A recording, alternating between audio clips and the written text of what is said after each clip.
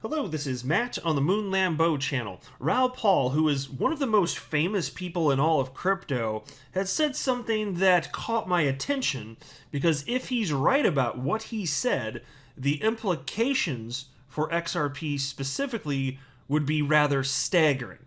Like, we're talking price action that most of the analysts that I follow, who, by the way, are bullish on XRP, don't think is likely to occur here. And so Raoul, he's a former Goldman Sachs executive, and he's also the founder and CEO of Real Vision, which has all sorts of legit and very interesting talks around crypto, the crypto space, and also some finance in general. And I've been a fan of Raoul's for quite a while, especially towards the later part of last year when I started watching more of his videos and checking out what was going on at Real Vision. But here's the deal. Raoul, if he's correct, because look, he says, if he's correct and Ethereum hits $20,000 this market cycle, then I'll tell you, I think that if that happens, $50 XRP is on the table, and I will explain why. Now, this is not a prediction, and I'm not saying that's going to happen, and also it's contingent on something, Ethereum going to $20,000, which I don't know. I don't know.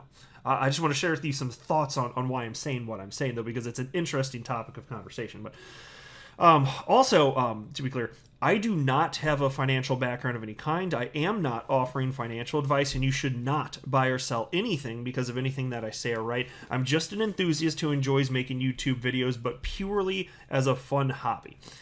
And so look at this headline from Crypto Newsflash. Former Goldman Sachs executive believes Ethereum headed for $20,000 and set to outrun Bitcoin. And so let me tell you, I'm not even going to tease you. I'm going to cover what I find to be the meatiest portion of this right here at the outset of the video. But I am going to run through this piece because the whole thing's freaking interesting. But here's the deal. I've mentioned a number of times recently that last market cycle, Ethereum had a market cap peak last cycle that roughly matched XRP's peak last market cycle. So Ethereum ran up to somewhere in the neighborhood of $1,400 to maybe $1,500, somewhere there about. XRP ran up to a little shy of $4. And each had a market cap at its peak, and those peaks occurred at different times, but each had a peak market cap last market cycle of about $180 billion with a B. Which is, and that's about half of Bitcoin's cap last market cycle when it hit about $20,000. Bitcoin's market cap was somewhere in the neighborhood of about $360 billion. So I'm using somewhat loose numbers. It's about right. You can go fact check me. It's fine. It's about correct. For the sake of understanding this concept, it's definitely close enough. So think about this. If you're talking about Ethereum going to $20,000, which Raoul, one of the most respected people in all of crypto, is saying could happen this market cycle, frankly, you understand that that's a market cap of over $2.3 trillion. Now, I've been saying since I started this channel that there will be cryptocurrencies that have multi-trillion-dollar market caps on their own. The idea of a cryptocurrency having over a $10 trillion market cap is not out of the cards. It definitely can happen. And it's not that, people misunderstand this a lot too, it's not that $10 trillion would have to flow in to have a $10 trillion market cap. No. Like a fraction of that would have to flow in because the price gets bid up along the way, especially during speculative frenzies. The price gets bid up very quickly. Very little money has to come in to have substantially higher prices, because understand, when you're talking about market cap, the way that it's being calculated as crypto is you take the circulating supply times the current market price. And so that's not a calculation of how much money went in. That's, again, how much exists in circulation times whatever people are willing to pay on the open market at that moment in time. That's it. That's what that calculation is here. So at that point, you're talking, though, a $20,000 Ethereum, you're talking about over $2.3 trillion, because Ethereum has a circulating supply right now of a little over 117 million. So again, you just take that times the hypothetical price of $20,000, and that's what you get. So XRP, here's the deal. For XRP to have that equivalent market cap, and again, it did match Ethereum last market cycle, XRP would have to hit a price of $50. 50. It's at like $1 now. It's at $1.26, which, by the way, is awesome. It's much higher than it was a year ago. But look, Like, and we're talking about this happening with large cap coins, and I don't think this is outside of the realm of possibility. And yeah, I've talked about how with smaller cap coins you can have a greater multiplier effect because there's less money in them than large cap coins, but they're also, risk reward trade-offs. They're more risky. What if they're bug ridden and they're brand new, or there's all sorts of reasons things could go terribly wrong. It's hard to buy them. You have to buy maybe on sketchy exchanges if you want. There are trade-offs. There's reasons that I personally don't delve into small cap coins, even though I recognize the multiplier effects can be way more substantial than large cap coins. But that said, the large cap coins have almost no money in them in 2021. I'm telling you, the market cap for XRP right now, and this is not a dig on XRP. To me, this is a good thing. This represents opportunity because people aren't here yet. The market cap for XRP as I'm recording this is only $58 billion. And again, that means way less than 58 billion actual dollars flew into it. Way less than that. And so what's going to happen when the real money shows up? That's why I'm telling you. The markets are so illiquid here. With an asset class market cap of only 2.26 trillion, and with almost half of that coming from Bitcoin, there's almost no money in this stuff. So even with the large cap coins, yes, I think that you can have crazy multiplier effects. And so I'm not predicting $50 is going to happen this market cycle, but the idea of XRP hitting that at some point in the future, it's certainly plausible. And so, if I don't know how long it's going to take, but there's enough money on the planet to make that happen easily. Way more money on the planet exists than would be needed to make that happen. It really would not take that much. So if Ethereum is going to hit that, then you could think, okay, well, what if this time XRP performs substantially worse than Ethereum? So let's say Ethereum does hit $20,000, and then XRP performs half as well. So instead of having a little over a $2.3 trillion market cap, maybe XRP only has a little over 1.1 to 1.2 trillion dollar market cap only, right? Only. Well, okay, well then we've only got a $25 XRP. Boo-hoo. Are you kidding me? And what if you're off by a quarter? My gosh, you're still talking about $12 to $13 XRP if Ethereum hits that. But the way the markets money cycles through crypto, it's it starts at Bitcoin, but then it splinters off to the large cap coins after that, and then after profits are taken from that, generally speaking, then it goes to mid cap coins. And I understand XRP could be towards the tail end of this, so it's not like it literally flows exactly like that. Of course, I understand there could be a large cap coin that goes then a mid cap coin, and then another large cap coin. I understand that, but I'm just saying in a general sense that how it flows, the money splinters off. And that's what it did last time. That's how humans behaved, and I don't get the sense that humans today know what the hell they're doing when it comes to investing in all of this stuff. So, the idea of, I'm just saying, if there's enough money that comes in to bid the price of Ethereum up to $20,000, then there's no reason that it can't happen to XRP too. That's all I'm saying. I'm not saying it is going to happen. I'm not saying, not even for Ethereum. I don't know. Now, the idea of Ethereum hitting that sounds plausible to me as well, especially while fundamentals don't matter that much, and we're not even sure about the long-term viability of Ethereum, Ethereum specifically. Because there are issues, including scaling issues. So we'll have to see. But I wanted to share with you what Raoul had to say. And so just check. I gotta take a sip of water. Sorry, guys. 1 sec. little case of the Rona. No, I'm good. All right. I promise I might survive. Okay, we're good. So here's the headline from Crypto News Flash. Former Goldman Sachs exec believes Ethereum headed for $20,000 and set to outrun Bitcoin. Raoul, a former Goldman Sachs executive and currently the founder and CEO of Real Vision, thinks Ethereum will soon surpass Bitcoin.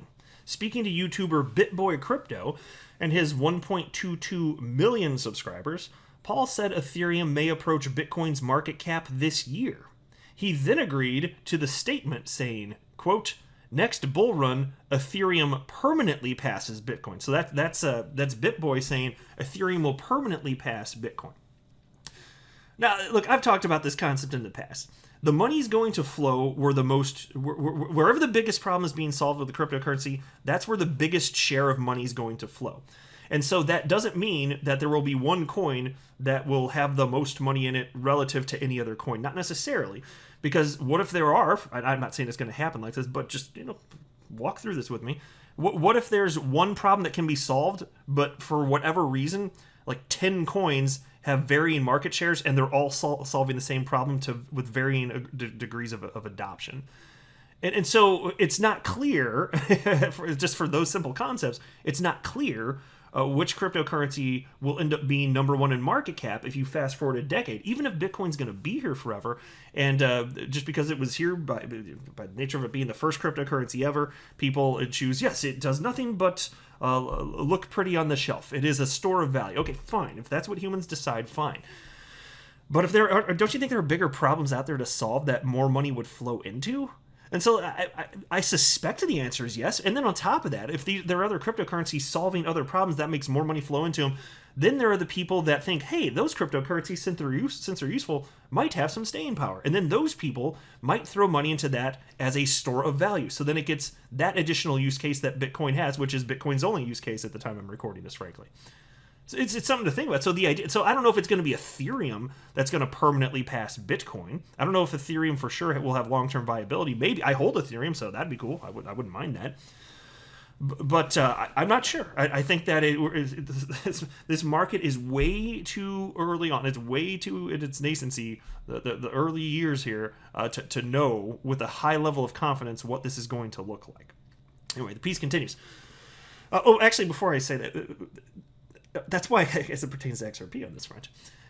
XRP is solving a number of problems, and they're big problems. XRP is a bridge currency, XRP offering a new form of web monetization in conjunction with Interledger Protocol, and there are others, of course. It's used widely to move money from exchange to exchange. There's tons of use cases. It's actually adopted, and the fact that there's that much adoption means there's that much more liquidity, and these things matter here. So there's no reason that XRP couldn't surpass Bitcoin. I'm not even saying, I don't know if XRP will ever be number one in market cap. That I'm not ruling that out either.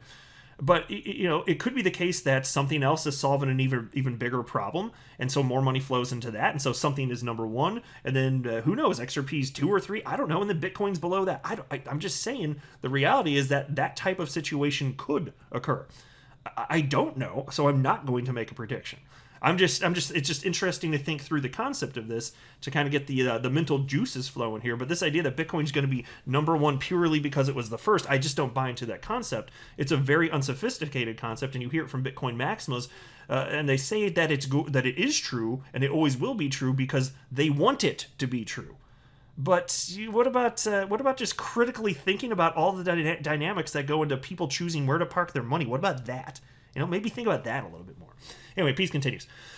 Paul's reason for this is that Ethereum has many use cases involving transactions, NFTs. Let me pause there. That Ripple's getting into that. I've talked about that in recent videos. Ripple is pushing for XRP to be adopted for that because it has a built-in decentralized exchange where you can tokenize anything. So and it's way cheaper than what you can do on Ethereum. So we'll see. But anyway, so Ethereum's got a whole bunch of use cases, including NFTs and developer activity. The network's user base is also increasing by bigger numbers compared to Bitcoin at the same stage.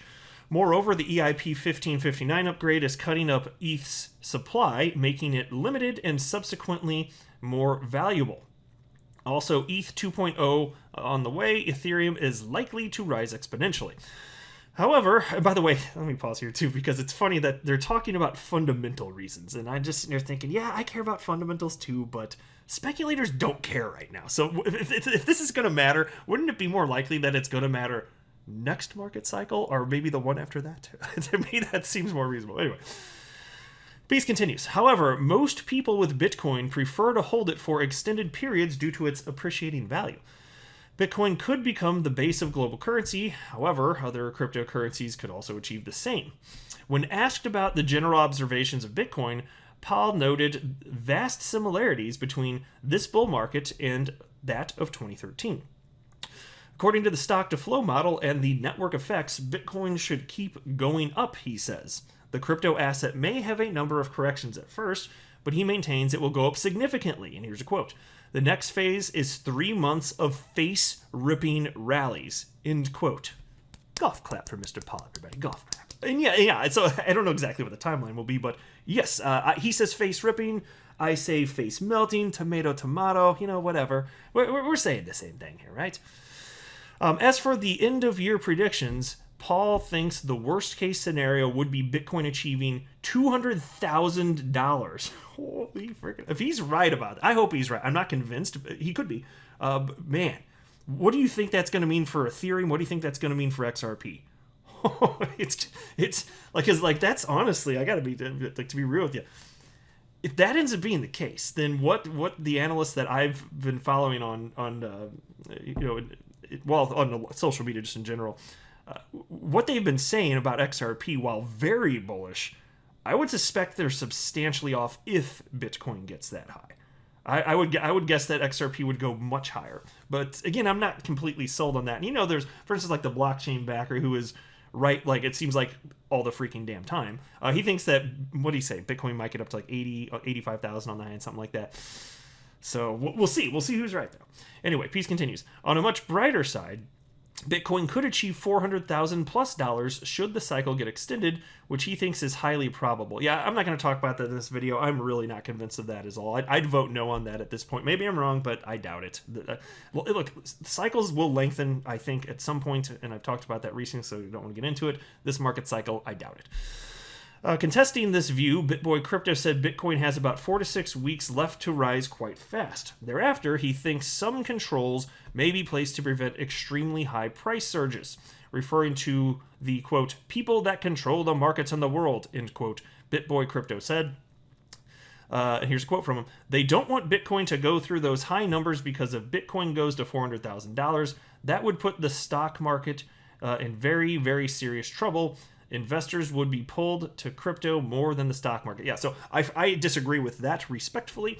I don't think it takes much money coming in to get the price bid up to 200,000 or 400,000. Not that it's going to happen this market cycle, but it doesn't take that much money coming in. It doesn't mean that the stock market will be tanking. And furthermore, you'd be like, honestly, no disrespect to him, but you're kind of in conspiracy theory land if you think that there are people that are like mind you, governments the world over coming together to control cryptocurrency exchanges the world over to have some sort of collusion regarding what we believe is the open market price of Bitcoin. Because that's effectively what he'd have to be arguing here to say that, the shadowy people are going to stop this. I don't buy into that. I really don't buy into that at all.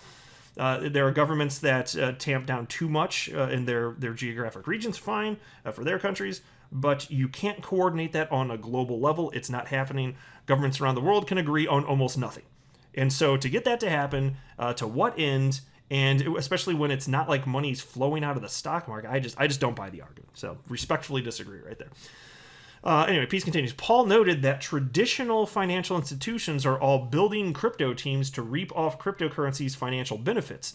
However, quote, this is the opportunity for the little guy to front-run Wall Street, end quote, he said. Now, that I do agree on. You are here before the vast majority of Wall Street and big institutional money. You're here first before the vast majority of them.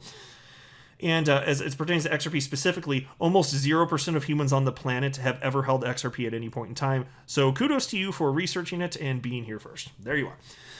That said, Paul is confident in the likelihood of Ethereum outperforming Bitcoin based on the ETH BTC cross. Already, Ethereum is up 350% this year, while Bitcoin is less than 100%, he added. On top of that, Ethereum is currently mirroring Bitcoin's 2017 bull run. Should the trend carry on, a new all-time high of $20,000 may be witnessed for Ethereum, he suggested. And so we'll see. I'm just saying, if that happens, again, what do you think that means for XRP? Even if XRP performs substantially worse than Ethereum, there's going to be like a crazy number of rich XRP people. You know what I'm saying? So we'll see. I don't know. This is why it's such a fun ride, though. Like, nobody knows for sure. Nobody knows for sure. I don't pretend to know for sure. If I had to lean, I'd lean towards lower numbers than this for this market cycle, but I don't know. I don't freaking know. If this happens, I'm going to be doing my little Moon Lambo Happa dance, though. I'll tell you that for damn sure. But I'll wrap up here. I am not a financial advisor. You should not buy or sell anything because if anything I say are right, that would be a very, very, very bad idea. Until next time, to the Moon Lambo.